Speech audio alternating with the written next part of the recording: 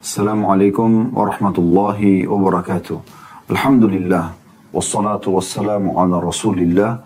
Segala puji dan puja kehadirat Allah subhanahu wa ta'ala, juga salawat dan taslim kepada Nabi besar Muhammad sallallahu alaihi wa ala alihi wa sahbihi wasallam. Teman-teman sekalian, istiqamah adalah sebuah program yang wajib untuk diterapkan oleh setiap muslim. Konsisten dalam menjalankan ketaatan-ketaatan. Konsisten dalam mengejar prestasi-prestasi ibadah. Dan ini memang kita butuhkan. Kenapa saudaraku seiman kita setiap kali mau makan baca bismillah atau basmalah? Kenapa setiap kali habis makan mengucapkan alhamdulillah? Kenapa setiap kali mau tidur baca doa, bangun tidur baca doa, masuk kamar mandi, keluar kamar mandi, keluar rumah, masuk rumah? Kenapa harus setiap kali ingin melakukan kita baca doa? Kenapa enggak sekali saja seumur hidup? Karena memang Allah subhanahu wa ta'ala menginginkan kita istiqamah. Setiap hari kita memiliki buku, lembaran-lembaran buku amal yang harus diisi. Makanya Nabi SAW mengingatkan kepada para sahabat dan menjadi peringatan juga buat kita semua. Janganlah kalian mengatakan, dulu saya pernah mengerjakan sholat malam. Karena itu dulu. Kalau Anda pernah mengerjakan di masa muda, waktu bujang, waktu misalnya masih awal balik atau umur 17 tahun, sudah dicatat oleh Allah Subhanahu wa ta'ala. Tapi sekarang, ke depannya, selama ajal belum datang, apakah Anda sudah menjaganya? Itu yang dibutuhkan. Karena setiap orang nanti akan butuh dengan amal-amal solehnya untuk peninggian derajatnya di surga. Dan dia akan menyesal kalau sampai dia sia-siakan. Bagaimana Nabi SAW pernah melewati sebuah kuburan. Kemudian beliau bertanya, ini kuburan siapa? Bertanya kepada para sahabat. Lalu para sahabat mengatakan, ini kuburannya Fulan bin Fulan ya Rasulullah. Biasa orang Arab kalau tidak menyebutkan namanya dikatakan Fulan bin Fulan. Maka Nabi SAW mengatakan, demi zat yang jiwaku dalam genggaman manusia, demi Allah, mayit ini, kalau seandainya dia masih hidup sekarang atau dia dihidupkan oleh Allah Subhanahu wa ta'ala, 2 rakaat yang sempat kalian kerjakan dari sholat, apa sunnah ataupun wajib, maka lebih dia cintai daripada dunia dan seluruh isinya. Andai saja Allah subhanahu wa ta'ala menghidupkan di waktu sekarang ini orang-orang yang sudah meninggal dunia, atau kita membayangkan diri kita meninggal dunia, lalu Allah memberikan kita kesempatan hidup setengah jam, kira-kira apa yang akan kita lakukan, saudaraku seiman? Apakah kita akan kembali mencari restoran favorit kita? Atau kita akan kumpul lagi dengan istri atau suami, atau meeting untuk urusan bisnis kita, atau menikmati lagi taman yang indah di halaman rumah kita, atau ranjang yang kita rasa nikmat tidur dan istirahat di atasnya? Demi Allah sudah tidak. Kita berharap setengah jam itu semuanya kita isi dengan sujud kepada Allah subhanahu wa ta'ala, membaca Al-Quran, bertaubat, beristighfar, karena memang itu yang dibutuhkan untuk orang mati. Kenapa kita semua ini yang sudah jelas-jelas akan menjadi calon jenazah, tidak mempersiapkan hal tersebut, dan terus-menerus lalai?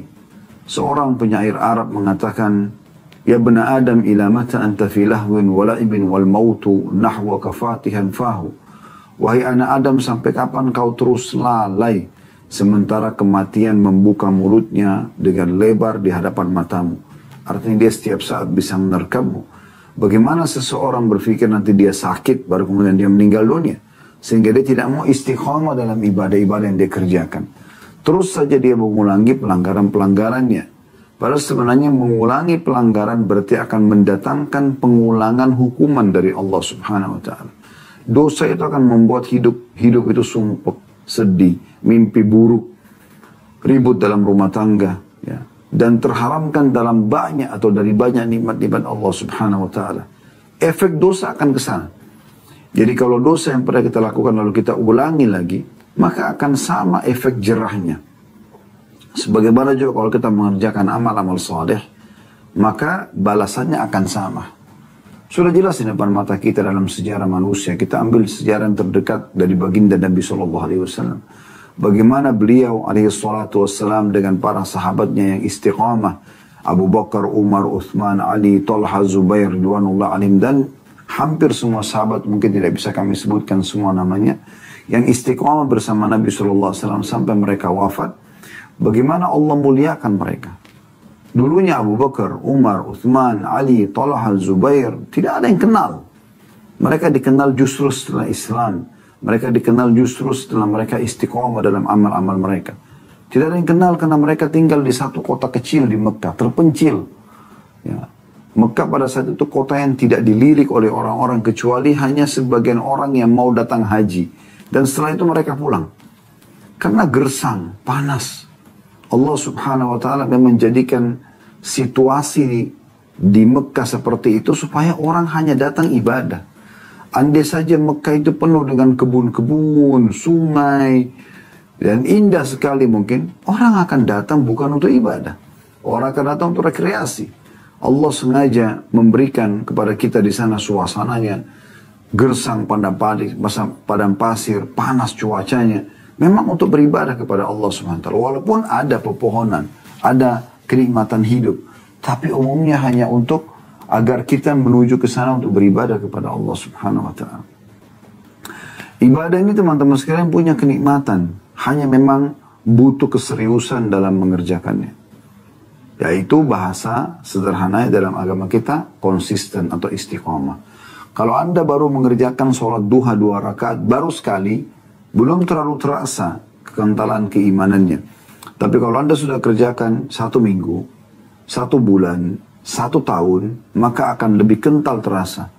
Dan salah satu efek daripada istiqomah itu, terasa kalau kita sempat luput, tidak sholat duha yang biasa kita kerjakan itu, terasa ada yang hilang.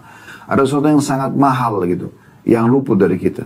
Sekali Anda konsisten mengerjakan sholat malam, 1 malam belum terlalu terasa. Tapi kalau sudah setiap malam, apalagi sampai setahun, 2 tahun Anda kerjakan, maka 1 malam saja luput, rasanya sudah seperti kehilangan sesuatu yang sangat besar. Anda rutin membaca Al-Quran, sama halnya.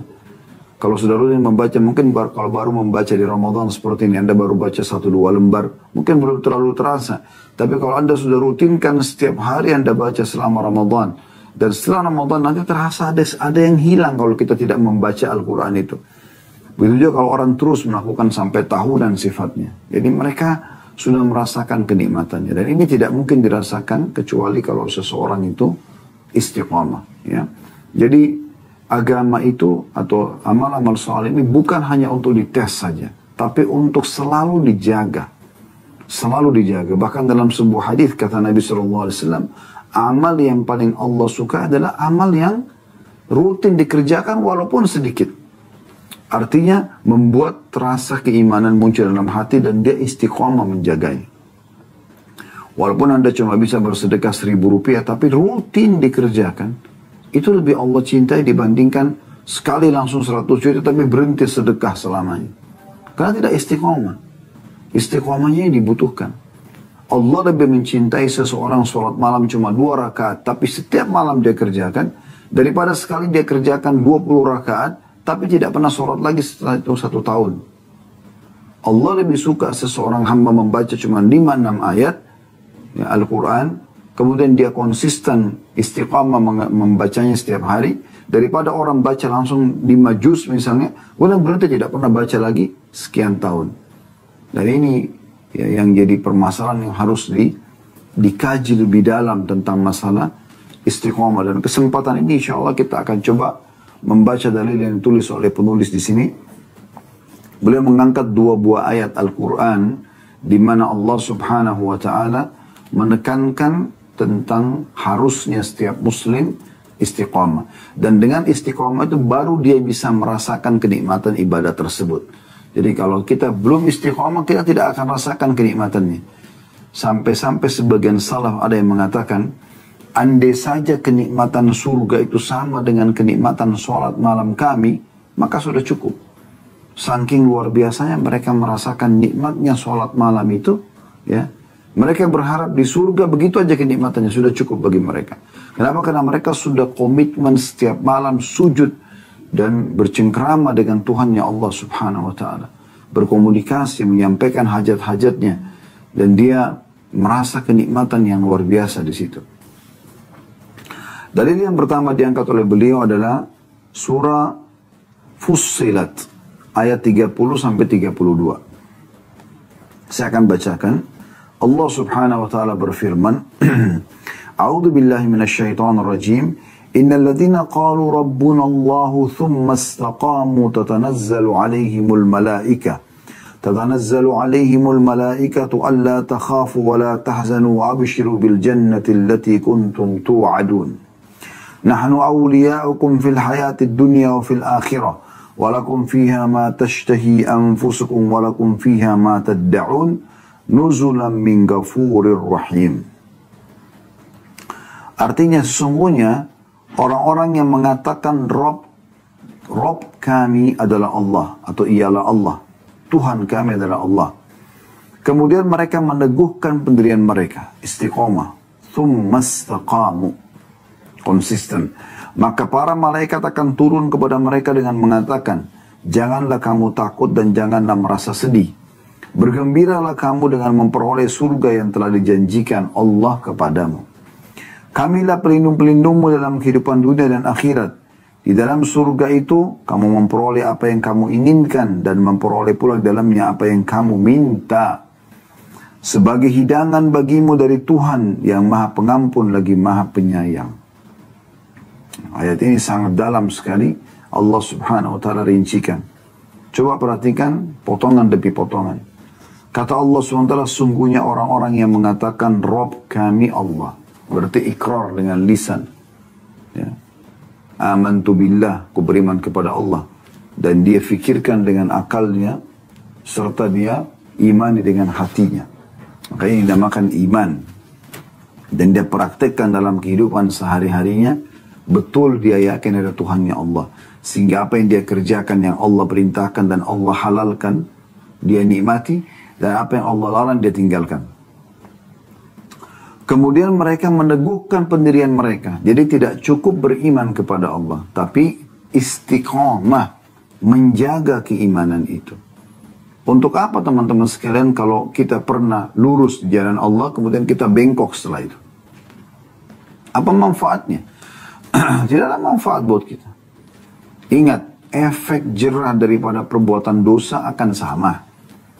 Yang kufur kepada Allah akan sama dengan Abu Jahal, Abu Lahab, Umayyah bin Khalaf, akan sama dengan Fir'aun, dengan Haman, akan sama. Yang beriman akan sama dengan Nabi-Nabi, Ibrahim, Musa, Muhammad alaihi wassalatu wassalam, dan para sahabat Nabi, Abu Bakar, Umar, dan seterusnya. Akan sama. Ya. Allah SWT mengatakan, وَلَنْ تَجِرِ لِسُنَّةِ اللَّهِ تَبْدِيلًا. Kalian tidak akan pernah menemukan di sistem yang Allah sudah buat ada perubahan-perubahan. Tidak mungkin. Ibaratnya kita menjadi seorang pegawai, kalau kita ikutin orang-orang yang berprestasi di perusahaan itu, kita juga akan sama dengan mereka. Minimal sama prestasinya atau bahkan lebih baik. Kalau Anda ikutin pegawai yang ugal-ugalan di situ, malas-malasan, maka apa yang menimpa mereka akan menimpa kita. Jelas sekali. Ya. Anda ikutin orang yang berprestasi, orang yang baik, Anda juga akan sama dengan dia. Buah tidak akan jauh dari pohonnya. Dan kalau Anda ikutin orang-orang yang rusak, maka Anda pun akan menjadi orang yang rusak. Berapa banyak orang yang tadinya baik akhlaknya, jadi rusak karena dia mengikuti orang-orang yang salah. Berapa banyak orang yang rusak mengikuti orang baik, akhirnya menjadi orang yang baik. Oleh karena itu harus hati-hati dalam masalah-masalah seperti ini. Jadi setelah beriman kepada Allah, istiqamah. Menikmati semua yang halal, mengerjakan yang diperintahkan, wajib dan sunnah, serta meninggalkan apa yang Allah larang, haram dan makruh. Lalu Allah mengatakan, maka para malaikat akan turun kepada mereka dengan mengatakan, ini kapan? Di saat kematian. Jadi di saat kematian datang, malaikat-malaikat akan datang, kemudian akan berkata kepada orang yang dicabut ruhnya ini, bergembiralah kamu dengan memperoleh surga yang telah dijanjikan Allah kepadamu. Sampai sini dulu, ada sebuah riwayat, pernah Nabi SAW berkata kepada para sahabat, siapa yang rindu ingin bertemu dengan Allah, Allah akan rindu bertemu dengannya. Dan siapa yang benci bertemu dengan Allah, Allah akan benci bertemu dengannya. Maka sempat para sahabat merasa sedih dengan penyampaian Nabi SAW ini. Karena mereka khawatir. Di antaranya, Ummul Mukminin Aisyah radhiyallahu anha, istri Nabi SAW. Beliau merasa ketakutan dengan hadits ini. Sampai waktu Nabi SAW lihat dia sedih, Nabi SAW tanya, ada apa wahai Aisyah? Kenapa kau sedih seperti ini? Dia mengatakan, ya Rasulullah, saya masih kepikiran tentang hadis yang Anda sampaikan. Ya, Anda menyampaikan kalau siapa yang rindu bertemu dengan Allah, Allah rindu bertemu dengannya. Siapa yang benci bertemu dengan Allah, Allah benci bertemu dengannya. Apakah kalau kami takut mati, berarti kami benci bertemu dengan Allah? Karena kan untuk bertemu dengan Allah kita harus mati dulu. Maka kata Nabi SAW, bukan seperti itu wahai Aisyah. Tapi kalau orang mukmin meninggal dunia, di saat dia meninggal dunia, maka akan berdatangan malaikat-malaikat. Sebelum dicabut ruhnya, akan datang malaikat-malaikat yang cukup banyak. Kemudian mereka menyampaikan berita gembira kepada orang ini, sambil memperlihatkan kepada mereka amal-amal soleh yang mereka kerjakan. Ini sholatmu, ini puasamu, ini hajimu, ini sedekahmu, ini bakti sama orang tuamu. Semua diperlihatkan. Karena kamu lakukan semua ini, kamu akan masuk ke dalam surga. Lalu diperlihatkan surganya. Maka dia pun kagum sekali dengan surga itu. Karena dia saat ini akan dicabut ruhnya, supaya rasa takutnya hilang. Maka dengan itu, dia berharap segera mati. Segera bertemu dengan Allah. Maka Allah pun rindu bertemu dengannya. Sebaliknya, kalau orang itu kafir, maka akan datang sosok-sosok malaikat mendekati dia, lalu memperlihatkan semua dosa-dosa dia. Pelanggaran-pelanggaran dia, ini yang kamu kerjakan, ini yang kamu kerjakan, semua kesalahan-kesalahan dia. Maka dia ketakutan di situ. Dia udah tahu nih, efek daripada perbuatan-perbuatan yang salah dia selama ini, yang sudah diperlihatkan oleh para malaikat, dan dia sadari perbuatan tersebut, akan membawa dia ke dalam api neraka. Maka dia pun akhirnya ketakutan pada saat itu. Dan dia tidak berharap bertemu dengan Allah, atau benci bertemu dengan Allah. Allah pun benci bertemu dengannya.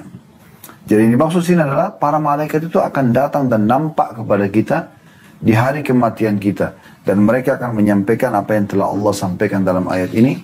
Mereka akan mengatakan tidak ada rasa takut ya untuk kalian. Dan bergembiralah. Di sini katakan janganlah kamu takut dan jangan merasa sedih. Karena kan orang menghadapi kematian takut, sedih. Karena dia tidak tahu ada apa di sana, misterius. Maka dengan adanya malaikat-malaikat yang datang ini lalu menyampaikan berita gembira kepada mereka, jangan takut, jangan sedih. Lalu dikatakan bergembiralah dengan surga yang telah dijanjikan kepadamu. Ini potongan ketiga dari ayat. Dari potongan pertama tadi, orang yang mengikrarkan dengan lisannya, memikirkan dengan akalnya dan merenungi dengan hatinya, yakini dengan hatinya Tuhan Allah. Kemudian ya, yang kedua mereka istiqomah. Lalu yang ketiga, malaikat-malaikat akan turun kepada mereka di hari kematian mereka dan mengucapkan ini, jangan takut, jangan sedih, dan disampaikan berita gembira mereka akan masuk ke dalam surga. Potongan keempat dari ayat, Allah berikan jaminan kepada orang yang beriman kepada Allah dan istiqomah akan dijaga dan dilindungi oleh para malaikat. Karena di sini para malaikat mengatakan, kamilah pelindung-pelindungmu dalam kehidupan dunia dan akhirat. Allah subhanahu wa ta'ala menggerakkan para malaikat untuk melindungi orang-orang beriman. Ya. Jadi mereka akan mendapatkan pelindung-pelindung. Bagaimana Allah subhanahu wa ta'ala lebih tahu. Tapi Allah akan selalu mengirim para malaikat yang melindungi orang-orang beriman tersebut. Dari perbuatan-perbuatan dosa, dari kejahatan-kejahatan orang lain, ya, atau orang yang ingin mencelakakan dia. Kemudian potongan yang selanjutnya dikatakan, dan di dalam surga itu kamu memperoleh apa yang kamu inginkan, dan memperoleh pula dalamnya apa yang kamu minta. Semua yang kita inginkan di benak kita terlintas, bahkan dalam beberapa riwayat Allah munculkan semua apa yang dia inginkan selama di dunia, mungkin yang dia sudah dapatkan atau dia belum dapatkan, lalu yang baik-baik, lalu Allah ingatkan dia. Setelah selesai pun Allah mengatakan engkau akan mendapatkan yang semisalnya, ya. Dan sudah diingatkan dalam banyak dalil, ya, di surga itu semua yang dilihat oleh mata, mala ainun ra'at, belum pernah mata lihat sebelumnya. Semua yang didengar oleh kuping, wala udhunun sami'at, belum pernah didengar oleh kuping sebelumnya, dari merdunya suara, baik bidadari, bidadara, ya, suara gemericik air, suara kicauan burung, ini semua tidak akan pernah didengar, belum pernah didengar sebelumnya. Dan kemudian tidak pernah terlintas dalam hati manusia. Wala khatar ala qalbi bashar. Dan memang sesuatu kenikmatan yang abadi. Sampai kata Nabi SAW, dia akan didatangkan pada hari kiamat orang yang paling menderita di dunia. Tapi dari orang beriman. Mungkin dari mulai lahir sampai dia meninggal miskin sekali, susah hidupnya. Ya. Tapi dari orang beriman. Azan, sholat. Dia kontrol pendapatan dia supaya yang halal saja misalnya. Walaupun sedikit. Sampai dia meninggal dunia. Banyak orang dalam keadaan begitu. Ya. Kadang-kadang kami kalau pergi pengajian misalnya waktu masih offline. Ya, azan duhur misalnya. Kami mampir di masjid. Subhanallah. Mikrofon masjid terdengar suaranya keras. Tapi yang mampir situ penjual bakso, penjual gorengan, yang mampir sholat. Justru mobil Alfa, mobil Mercy, main lewat saja. Nggak ada yang mampir. Orang-orang miskin banyak yang sholat, subhanallah. Kata Nabi SAW akan didatangkan ahli surga yang paling susah di dunia di hari kiamat. Lalu dicelupkan satu celupan di surga. Dimasukin lalu dikeluarkan lagi. Lalu ditanya kepadanya, apa pernah kau rasakan susah hidup selama ini? Pernah gak kau menderita selama ini? Dua pertanyaan itu. Maka dia mengatakan, demi Allah tidak pernah. Semua kesusahan dunianya hilang hanya dengan satu celupan di surga saja. Dan akan didatangkan pada hari kiamat orang yang paling besar nikmatnya Allah pada dia tapi kafir. Dari lahir sudah jadi anak raja sampai wafat pun mungkin jadi raja gitu. Di istana terus. Tapi bukan orang beriman. Dicelupkan satu celupan ke neraka lalu dikeluarkan. Lalu ditanya, apakah pernah terlintas dalam hidupmu kenikmatan? Pernah kau rasakan nikmat selama ini? Maka dia mengatakan demi Allah tidak pernah. Jadi kalau orang beriman menyadari masalah ini teman-teman sekalian. Ada satu tempat yang Allah janjikan di sana. Abadi. Tinggal tunggu kita mati saja. Lalu kenapa kita tidak kejar yang itu? Dan kenapa hidup kita selama ini tidak kita lakukan untuk ketaatan-ketaatan saja?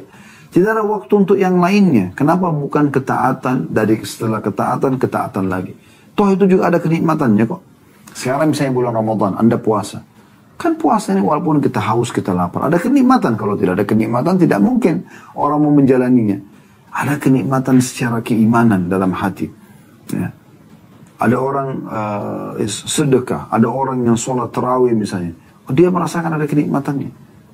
Tinggal dijaga saja istiqomah sampai kita meninggal dunia. Waktu sebentar. Kita nggak rasa tiba-tiba pada saat malaikat mau datang mencabut ruh baru kita sadar. Oh ternyata cuma ini aja ya. Histori hidup kita.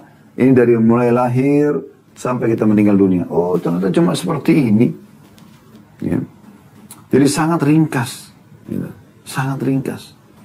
Dan rahmat Allah luas sekali. Subhanallah kalau ada orang umur 70 tahun.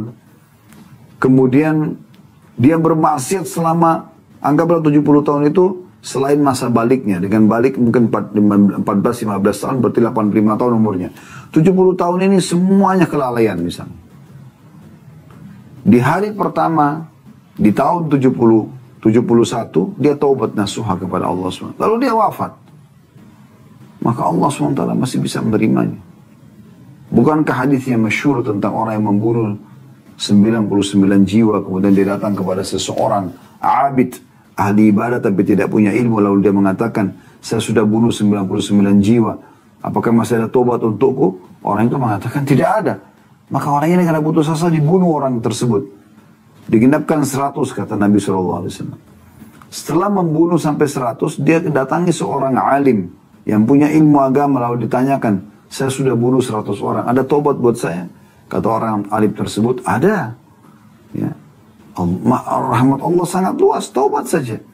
Lalu kemudian setelah dia menyatakan taubat, kata orang alim tersebut, saya sarankan kamu tinggalkan negeri kamu, dan hijrah ke satu negeri, di sana banyak orang-orang soleh. Subhanallah dia jalan. Di tengah jalan wafat orang ini. Dia ingin menuju ke negeri yang dia ingin di sana menyempurnakan taubatnya. Wafat. Maka kata Nabi SAW dalam hadis Bukhari, Allah mengutus malaikat. Satu malaikat rahmah, satu malaikat azab. Dan mereka ini Ya, bertikai untuk mengambil siapa yang mengambil ruhnya orang ini. Maka Allah datangkan penengah dari malaikat yang lain mengatakan, ukurlah jarak mana lebih dekat. Kalau dia lebih dekat ke negeri yang dia mau taubat, maka berarti yang ambil malaikat rahmah. Kalau lebih dekat dengan negeri yang dia masih buat maksiat dulu, maka yang ambil malaikat azab. Kata Nabi SAW, Allah memperdekat jarak negeri yang dia mau taubat dan memperjauh jarak negeri yang dia belum bertaubat dulu. Dan itu bedanya cuma 1 jengkal. Maka akhirnya dia diambil oleh malaikat rahmat. Begitu luasnya rahmat Allah subhanahu wa ta'ala. Ini orang belum pernah beramal saleh, tapi niat taubat. Bagaimana kalau anda sudah kerjakan amal saleh lalu anda sudah istiqamah? Berapa banyak derajat-derajat di surga anda bisa raih. Dan subhanallah, perlu anda fahami satu poin. Setiap kesempatan amal saleh, kalau anda sia-siakan, tidak bisa terulang lagi. Contoh misal, tadi subuh ada orang yang tidak sholat subuh di masjid. Anggaplah dia sholat di rumahnya. Kemudian, di waktu duhur misalnya, dia hadir di pengajian, dia dengar. Oh, ternyata sholat subuh di masjid itu pahalanya besar sekali ya. Kata Nabi SAW, siapa yang sholat isya berjamaah di masjid, dia seperti menghidupkan setengah malamnya. Kalau sholat subuh berjamaah di masjid, seperti melengkapkan setengah yang tersisa. Dalam hadis lain, kata Nabi SAW, siapa yang sholat subuh, maka dia dalam lindungan Allah Subhanahu Wa Taala. Misal, dia termotivasi ingin mengerjakan. Pertanyaan sederhana, apakah dia bisa mengulangi waktu untuk kembali ke subuh tadi, agar dia bisa mengejar keutamaan ini? Jawabannya sudah tidak bisa. Dia hanya bisa hari esok, itu pun kalau dia masih hidup. Jadi kesempatan amal soleh yang anda sia-siakan tidak bisa terulang. Dan itu anda akan sesali nanti, kalau anda tidak maksimalkan. Karena peluang itu tidak terulang kedua kalinya. Tidak terulang kedua kalinya. Ini kesempatan emas. Oleh karena itu kita harus paksakan diri dalam beribadah. Kita harus istiqomahkan karena kita yang membutuhkan amal tersebut. Ingat saudaraku seiman, Allah tidak butuh dengan amal kita. Allah tidak butuh dengan amal kita. Kenapa ada orang kalau sholat buru-buru, nggak khusyuk, baca Quran asal aja, sedekah asal aja. Karena dia pikir Allah butuh amalnya. Demi Allah, Allah nggak butuh dengan amal kita. Kita yang butuh dengan amal tersebut. Walaupun kita beribadah, Allah kasih kita 500 tahun, 1000 tahun umur, lalu kita ibadah terus, tidak akan pernah bisa membalas jasa-jasa Allah subhanahu wa ta'ala. Allah tidak butuh dengan amal tersebut. Dalam sebuah hadis Bukhari, hadis Qudsi, kata Nabi SAW, Allah berfirman, wahai hamba-hambaku, sesungguhnya amal-amal yang aku perintahkan kepada kalian adalah untuk kalian sendiri, dan aku akan kembalikan kepada kalian. Orang kalau faham, sholat ini saya yang butuh, sedekah ini saya butuh, ya, zikir ini saya butuh, doa ini saya butuh, maka kita akan maksimalkan, karena Allah tidak butuh itu. Allah juga maha adil akan mencatat sesuai dengan kadar konsentrasi dan keikhlasan kita. Oleh karena itu hati-hati sekali. Hati-hati sekali. Peluang ibadah yang luput teman-teman sekalian tidak bisa berulang. Tidak usah kita bicara tadi subuh. Anda datang subuh pun ke masjid, sempat masbuk 1 rakaat saja, Anda nggak bisa mengatakan pada imam, imam tolong kembali ke rakaat pertama dong, saya mau mulai dari takbiratul ihram. Udah nggak bisa. Yang datang dari awal takbiratul ihram lebih banyak pahalanya daripada Anda yang datang masbuk 1 rakaat. Nggak bisa diulangi. Maka kenapa Anda sia-siakan kesempatan emas dari amal soleh tersebut? Jangan pernah peduli perkataan orang, karena kita yang butuh. Ingat semua orang-orang yang di sekitar kita, kalaupun ada yang selalu melalaikan kita dari ketaatan, mereka paling jauh hanya bisa menunggu setengah jam, 1 jam maksimal di atas kuburan, setelah itu mereka pulang. Kita akan sendirian di kuburan kita dan akan ditemani oleh amal kita yang selama ini kita lalaikan. Sadarlah saudaraku, ini penting sekali untuk digarisbawahi. Dan penentuan tentang derajat di surga itu ditentukan dengan amal-amal soleh yang Anda kerjakan. Kita masuk surga dengan rahmat Allah, tapi derajat-derajat di surga dengan amal soleh. Bukankah Allah SWT telah memerintahkan Nabi Muhammad SAW mengatakan tentang ahli Al-Quran, bacalah Al-Quran itu, maka setiap ayat engkau akan diangkat 1 derajat. Artinya amal soleh akan meninggikan derajat kita di surga. Walaupun surga yang paling rendah saya sudah sangat cukup. Karena dalam sebuah riwayat sahih disebutkan, nanti akan datang orang pada hari kiamat, nanti keluar dari api neraka. Ini penghuni surga terakhir keluar dari neraka. Setelah dia tidak ada lagi di neraka, itu sudah orang kekal, orang kafir, orang munafik, orang musyrik yang abadi selamanya. Ini orang mukmin tapi banyak dosanya, dibersihkan dosanya dulu, dikeluarkan dari neraka. Saking senangnya dia coba lari, berdiri, jatuh, mengeluarkan asap dari tubuhnya karena sebagian hangus. Lalu setelah dia jauh, dia mengatakan, Alhamdulillahilladzi anja'ani minki. Segala puji bagi Allah telah menyelamatkan aku dari kamu, hai neraka. Setelah dia jauh, dia merasa sudah cukup jauh. Dan dia merasa, kata Nabi SAW, dia adalah orang yang paling besar nikmatnya Allah pada diri dia. Padahal semua orang sudah masuk surga ini. Mungkin sudah ribuan tahun yang lalu gitu. Kemudian Allah perlihatkan kepada dia sebuah pohon yang rindang. Dia pun tertarik. Waktu dia minta, ya Allah jauhkan aku dari api neraka. Waktu dia awal dari neraka, Allah mengatakan kepada dia, hai anak Adam, apakah kalau saya kasih kamu jauh dari neraka, kau tidak akan minta yang lain? Dia bilang tidak akan minta. Setelah dia jauh, Allah perlihatkan dari jauh dia, pohon, rindang. Selama ini sudah ribuan tahun dia tidak pernah lihat pohon. Siksaan dan siksaan, 24 jam non-stop, karena di neraka tidak ada kematian. Hancur tubuhnya tidak mati, diulangi lagi, diutuhkan, begitu terus disiksa, wa na'udzubillah. Hanya karena perzinahan, hanya karena khamr, hanya karena narkotika, untuk apa? Kenapa nggak nikmat aja di surga, gitu kan? Maka orang ini pun malu sama Allah mau minta, tapi dia pengen pohon itu. Dia mengatakan, ya Allah pohon itu saya tidak minta yang lain. Maka Allah mengatakan, bukan kau sudah janji? Dia bilang, ya Allah pohon itu saja. Dibawa ke pohon tersebut. Setelah ke pohon itu, Allah perlihatkan dari kejauhan pintu gerbangnya surga. Terbuka pintunya, tercium padanya bau wanginya surga. Dia lihat orang semua pakai baju sutra, istana, dayang-dayang, mewah sekali. Surga seluas langit dan bumi. Maka pada saat itu, dia ingin minta surga, tapi dia malu, sudah janji sama Allah tidak bilang, atau tidak minta lagi. Tapi di surga, maka dia mengatakan, ya Allah surgamu dan aku tidak minta lagi yang lain. Maka kata Allah subhanahu wa ta'ala, sungguh tidak ada sesuatu yang memuaskanmu, wahai anak Adam. Apa kau ridho kalau aku berikan kau seperti yang dimiliki raja terkayanya dunia? Siapa raja terkaya dunia? Kalau kita sepakati, ya, kalau orang beriman mungkin Nabi Sulaiman alaihissalam. Nabi Sulaiman punya kerajaan yang tidak layak untuk orang sebelum sesudahnya. Allah SWT mengatakan, apa kau ridho, mau nggak di istana, di surga saya kasih kamu istana seperti yang dimiliki raja terkayanya dunia? Maka orang ini saking gembiranya mengatakan, saya ridho hai Tuhanku. Allah mengatakan, dan engkau akan dapat yang semisalnya, didobelkan. Dia mengatakan, saya ridho hai Tuhanku. Allah bilang lagi, engkau akan dapat yang semisalnya. Terus Allah ucapkan ini, seingat saya dalam beberapa riwayat sampai 10 kali. Maka saking gembiranya orang ini, dia mengatakan, ya Allah engkau adalah hambaku dan aku adalah Tuhanmu. Dibalik sama dia. Harusnya dia mengatakan, ya Allah engkau adalah Tuhanku. Dia balik, dia mengatakan, ya Allah engkau adalah hambaku. Maka Nabi SAW sempat tersenyum, tertawa, sampai urat leher beliau terlihat oleh kata para sahabat. Karena gembiranya Nabi melihat. Dan ini adalah orang yang paling rendah derajatnya di surga. Anda bisa bayangkan kalau ini paling rendah, lalu bagaimana dengan orang yang paling tinggi derajatnya? Yang sibuk selalu istiqomah dengan amal-amal saleh. Sibuk dari Al-Quran, baca Al-Quran ke Al-Quran lagi. Dari doa ke doa, dari zikir ke zikir, dari nasihat ke nasihat, dari ilmu ke ilmu, dari sedekah ke sedekah, dari bakti orang tua ke bakti orang tua yang lain. Terus ketaatan-ketaatan. Ada orang berbuat salah, dinasihatin agar meninggalkan kesalahan tersebut. Jadi ini satu hal yang baik dan nikmat sebenarnya.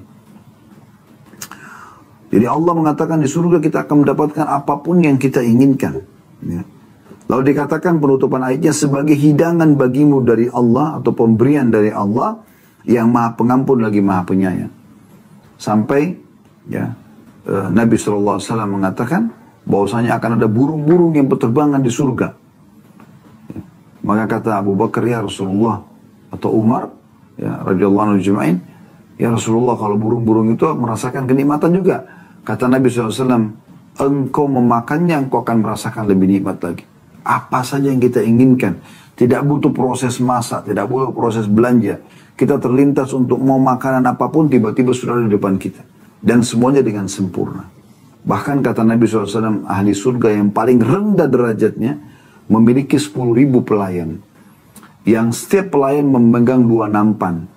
Ya, yang orang ini makan dari semua nampan tersebut tanpa dia makan dari semua nampan tersebut, ya, dan merasakan kenikmatannya dari nampan yang pertama sampai nampan yang terakhir. Karena di surga tidak ada lapar, nggak ada haus.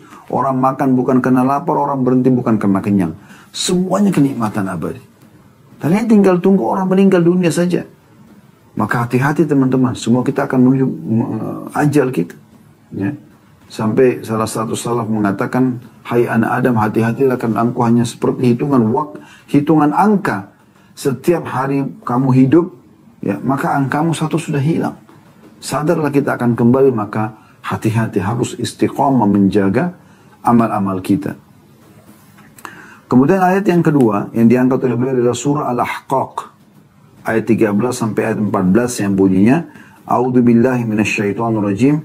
Innal ladzina qalu rabbuna Allah tsumma istaqamu fala khaufun 'alaihim wa lahum yahzanun. Ulaika ashabul jannati khalidina fiha jazaa'an bima kanu ya'malun. Sesungguhnya orang-orang yang mengatakan Rabb kami ialah Allah, kemudian mereka tetap istiqamah, ya, menjaga komitmen apa yang Allah perintahkan, wajib dan sunnah, yang dinikmati hanya yang halal saja, meninggalkan semua apa yang Allah larang, haram dan makruh, gitu kan. Kemudian mereka tetap istiqomah, maka tidak ada kekhawatiran terhadap mereka dan tidak ada pula duka cita atau bersedih bagi mereka. Mereka itulah penghuni-penghuni surga, mereka kekal di dalamnya sebagai balasan atas apa yang telah mereka kerjakan. Surga itu, kata Nabi Muhammad SAW, teman-teman sekalian, lebih dekat daripada tali sendal seseorang di antara kalian daripada dirinya sendiri. Jadi kita pakai sendal nih, melekat di kaki kita. Kata Nabi SAW, surga lebih dekat daripada tali sendal seseorang dari kalian daripada, ya, lebih dekat dia dari surganya daripada tali sendalnya sendiri. Ya, maksudnya zaman dulu, zaman Nabi SAW itu orang kalau pakai sendal, ya, di bawahnya kulit untuk menopang telapak kaki, dan sisanya itu adalah tali yang dililit sampai ke betis. Makanya diistilahkan dengan tali sandal. Dan kata Nabi SAW, serta seseorang di antara kalian lebih dekat dengan nerakanya daripada tali sandalnya sendiri. Bukankah orang sholat, puasa, segala macam, kemudian tiba-tiba dia meninggal, masuk ke dalam surga. Dan bukankah orang maksiat demi maksiat lalu kemudian meninggal, masuk ke neraka? Begitu mudahnya orang masuk ke surga, masuk ke neraka. Dan kemahaadilan Allah Subhanahu wa ta'ala, Allah tidak pernah paksakan kita untuk beribadah, apalagi buat maksiat. Nanti ahli neraka, teman-teman, masuk ke neraka dalam kondisi mereka mengakui keadilan Allah.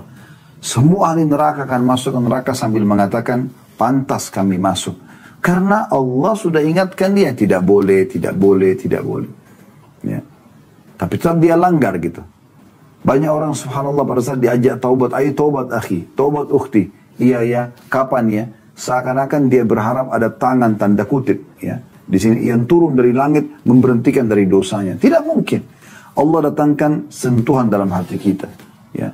Sentuhan di kuping kita yang kita dengar, ya. Sentuhan di pikiran kita sehingga kita merenungi supaya kita sadar, ya. Sadar dan harus segera kita mengubah. Dan tidak akan mungkin bisa berubah kecuali kita memulai dengan diri kita sendiri. Sebagaimana Allah Subhanahu wa taala mengingatkan dalam Al-Qur'an, A'udzu billahi minasyaitonir rajim, innallaha la yughayyiru ma biqaumin hatta yughayyiru ma bi anfusihim. Allah tidak akan pernah mengubah nasib satu kaum sampai mereka mengubah nasib mereka sendiri. Kalau kita sudah mulai mau istiqamah, disitulah Allah Subhanahu wa taala bantu kita agar kita bisa istiqamah. Orang kalau sudah berpikir istiqamah, maka dia akan selalu berpikir amal soleh ke amal soleh yang lain. Amal soleh ke amal soleh yang lain. Dan ingat teman-teman, kalau Anda sudah istiqamah di satu perbuatan, amal soleh itu, Allah Subhanahu wa ta'ala akan berkahi amal itu. Contoh misal, doa. Anda kalau baru berdoa sekali, dua kali, mungkin doa itu masih Anda kerepotan mungkin ya, tanda kutip di sini, untuk menyusunnya. Tapi di saat Anda sudah rutin berdoa, setiap antara azan dan qomat adalah selalu angkat tangan. Kalau sujud Anda selalu berdoa, Allah berkahi. Maka dengan sendirinya lisan kita akan mengucapkan doa-doa yang tidak pernah terlintas sebelumnya. Tersusun kata-kata doa itu dengan sendirinya. Anda kalau sudah biasa sholat malam, rutin misalnya, Mungkin awalnya Anda mengerjakan biasa saja dengan baca surah-surah pendek. Lama-lama Allah berkahi. Muncul pemikiran kita karena sudah 1 bulan, 2 bulan, 3 bulan, 1 tahun kita kerjakan. Oh, saya lebih baik tambah bacaan surah saya. Kemudian mulai Anda tambah bacaan-bacaan surah Anda lebih panjang dari sebelumnya. Tadinya mungkin cuma setengah jam sebelum subuh, sekarang Anda mundur lebih lama lagi. Begitu seterusnya. Ya, Anda baca Al-Quran. Kalau Anda baru baca sekali, 2 kali, mungkin belum ada, masih biasa. Tapi kalau Anda sudah istiqomahkan, akan Allah berkaitan muncul program-program kita untuk mulai membaca ini, mulai menghafal surah ini, mulai menambah tadabbur beberapa ayat yang ini dan seterusnya. Nah, seperti itu. Allah SWT berikan keberkahan. Dan ingat teman-teman sekalian, selalulah berpikir kalau kita akan meninggal dunia dan akan ditemani oleh amal soleh kita. Selalu renungi hadis Nabi SAW, misal contoh, kata Nabi SAW, inna mimman yalhaqul mu'minu min amalihi wa hasanati ba'da mautih. Sesungguhnya, yang akan menyusul seorang mukmin dari amal-amal saleh dan menambah pahala-pahala dia setelah matinya, ya. Beliau mengatakan yang pertama, ilman 'allamahu wa nasyarah. Yang paling besar berkahnya adalah ilmu yang dia pelajari kemudian dia sebarluaskan. Jadi selalu belajar agama dan ajarkan ke orang lain. Ini akan sangat besar sekali manfaatnya. Karena sekali kita ajarkan kepada orang lalu kemudian dia berubah dan dia faham, maka kita akan panen pahala selama dia mengamalkan. Kemudian yang kedua, wawaladan salihin tarakah, anak saleh yang dia tinggalkan, yang terus bisa beramal saleh dan mendoakan dia. Ya.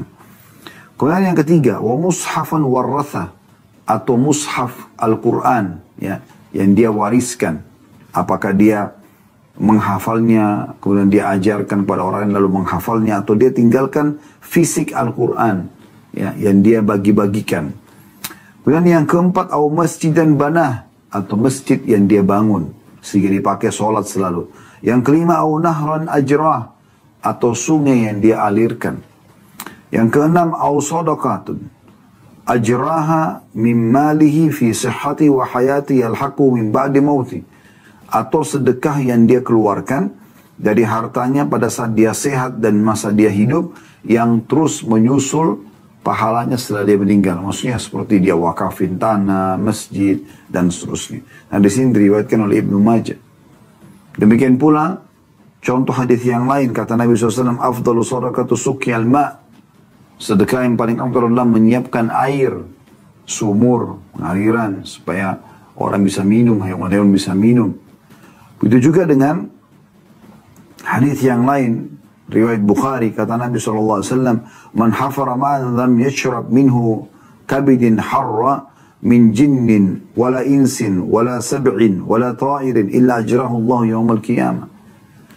Tidak ada seseorang yang menggali air, sumur, mata air, pengaliran, kemudian diminum dari situ, ya. Semua yang bernejut Jawa, dari jin, dari manusia, dari hewan-hewan buas, dari burung-burung, kecuali akan menjadi pahala untuknya pada hari kiamat.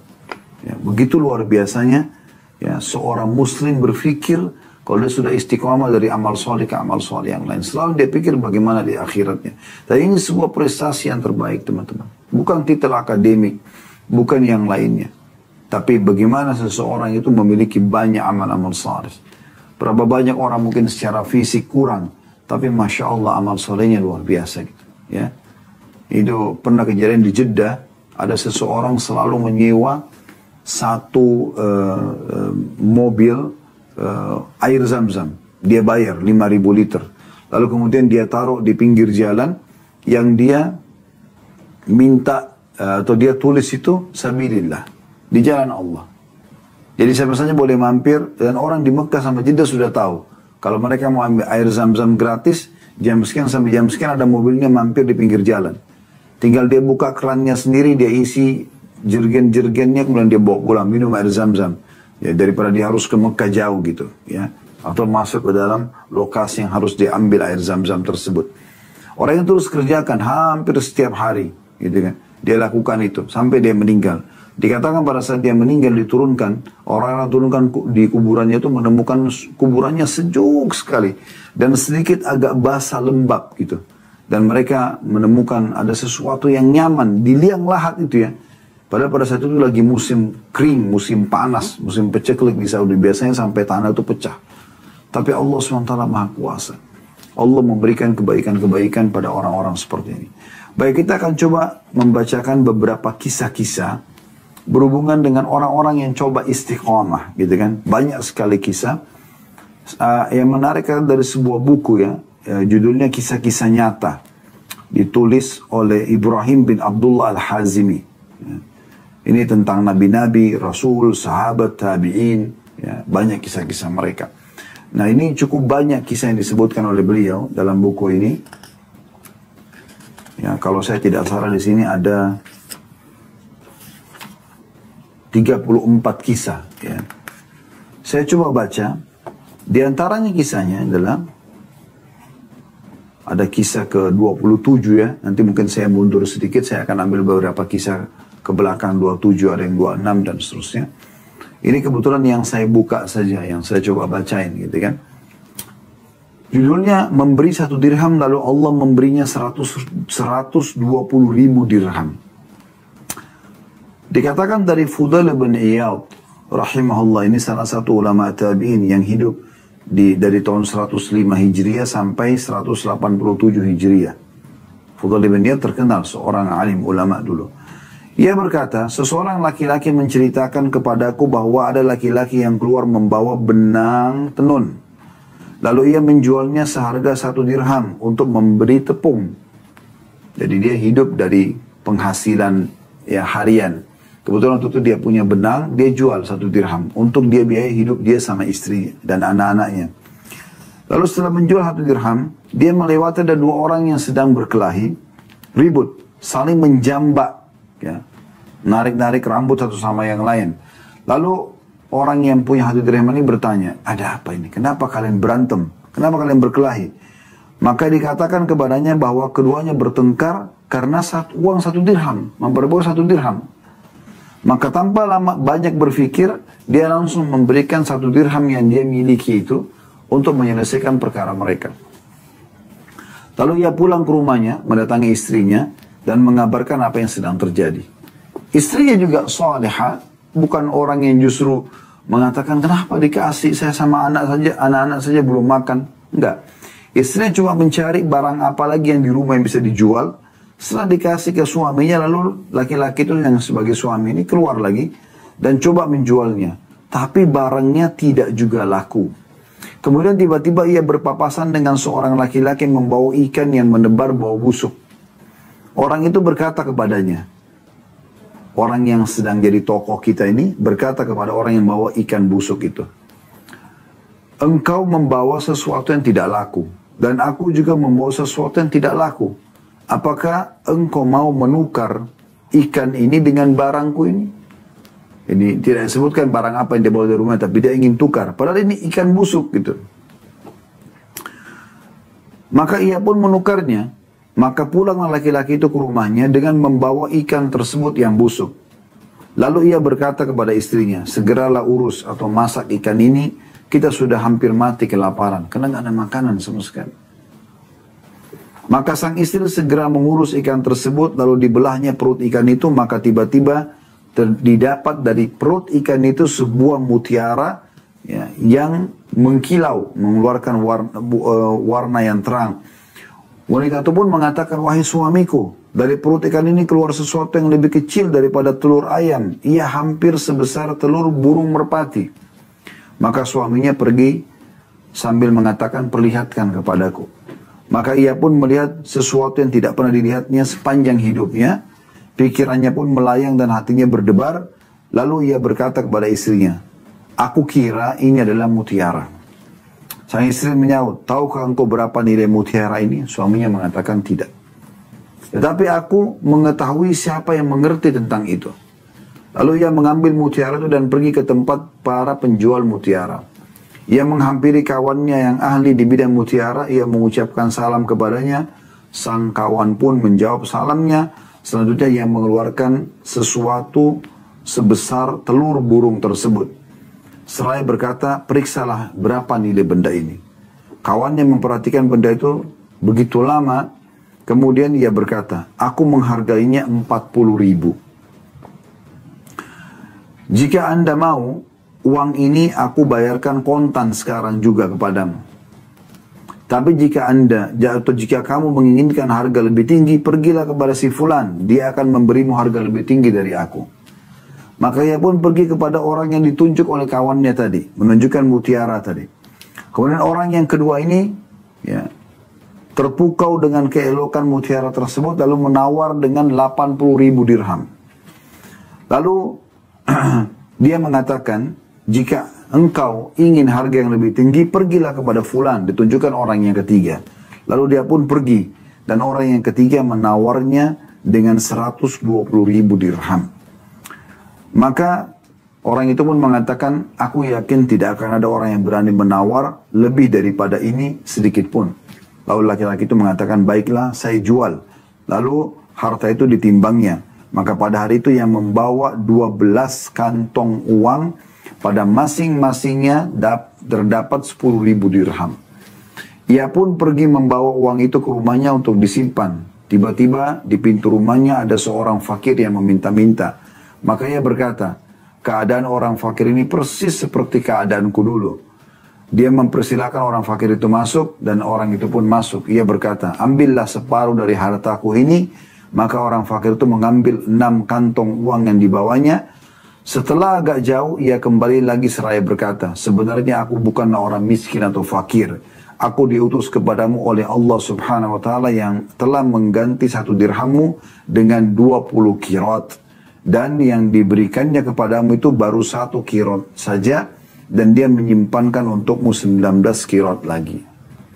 Maksudnya, kisah ini memberikan gambaran kepada kita. Bagaimana pada saat seseorang itu yakin dengan perintah Allah subhanahu wa ta'ala. Dan dia yakin kalau dia bersedekah, dia istiqomah dengan itu, Allah SWT akan berikan balasan.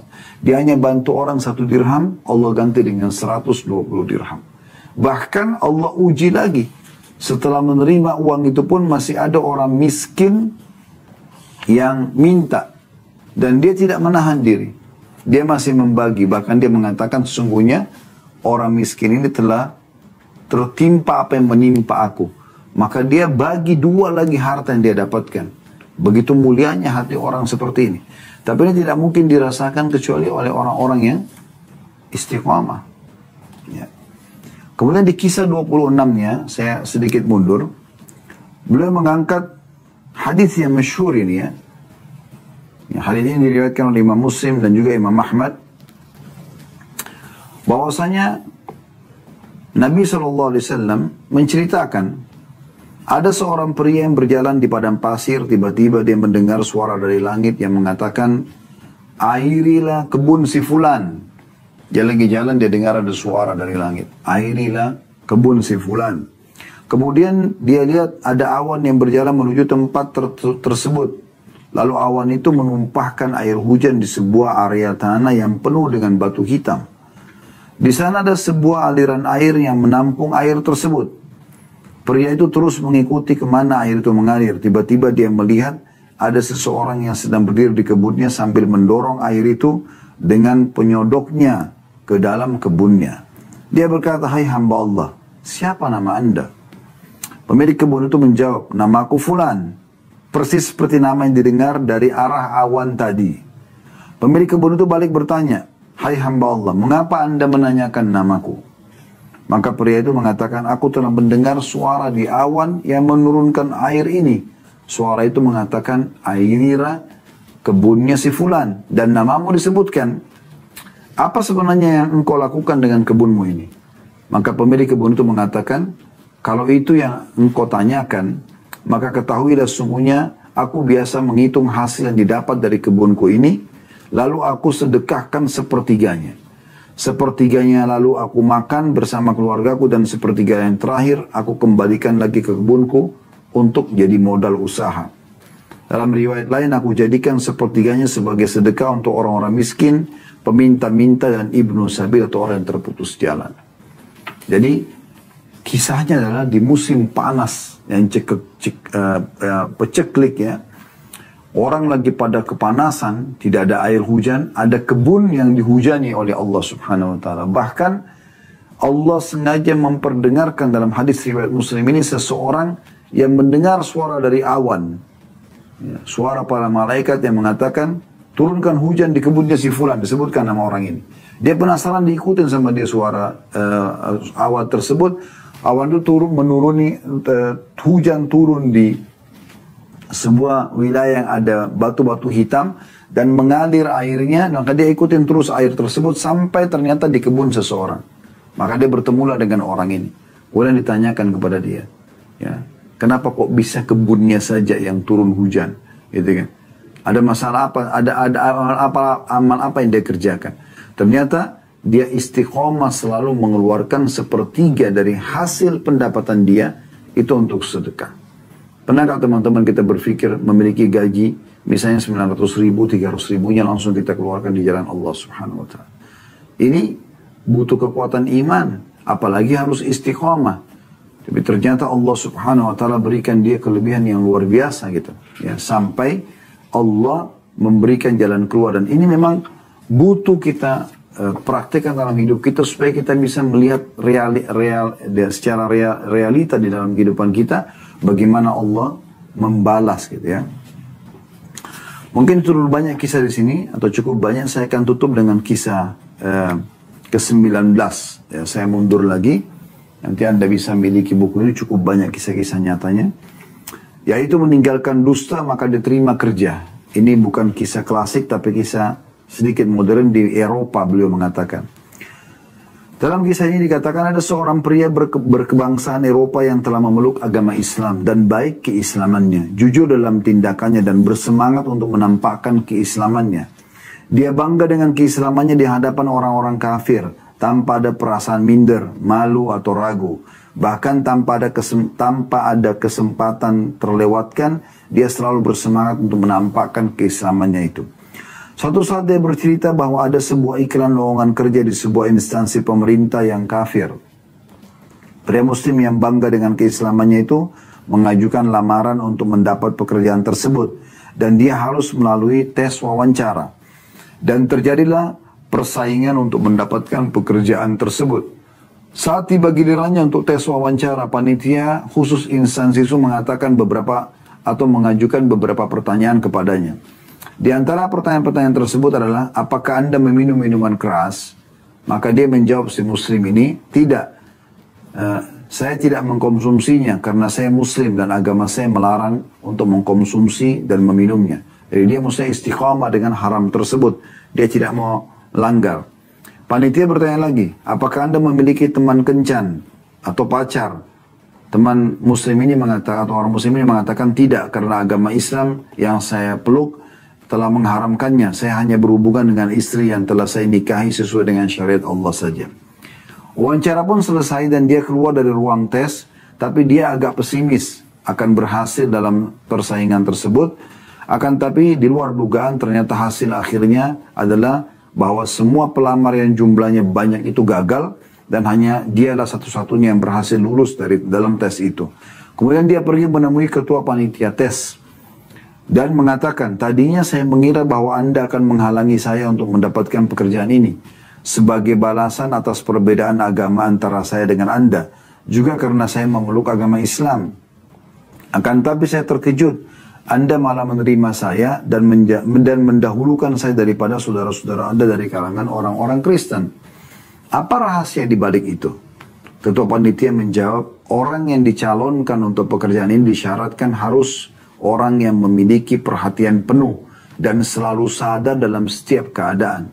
Sementara orang yang mengkonsumsi minuman keras tidak mungkin bisa demikian.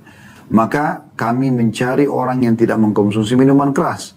Dan dengan memperhatikan bahwa syarat-syarat ini telah terpenuhi pada diri Anda, maka Anda terpilih untuk pekerjaan ini. Maka keluarlah dari ruangan tersebut seraya memuji Allah, pelindungnya, ya pelindung dia, maksudnya pelindung orang ini, atas segala nikmat yang karunia yang telah dilimpahkan kepadanya, dan seraya merenungi firman Allah SWT dalam surah At-Talaq ayat 2, wa may yattaqillaha yaj'al lahu makhraja. Siapa yang bertakwa kepada Allah, maka Allah akan memberikan jalan keluar kepadanya. Ya. Juga dinukil kisah yang lain, saya tutup dengan ini, ada seorang laki-laki muslim di Eropa, dia menikah dengan seorang wanita gara-gara bertemu di lift. Pada saat masuk di lift, ya, dan kebetulan berdua, dan serta lantainya puluhan lantai, maka dari semenjak naik sampai keluar dari lift, si muslim ini sama sekali tidak melirik dan melihat ke wanita ini, padahal dengan pakaiannya yang seksi.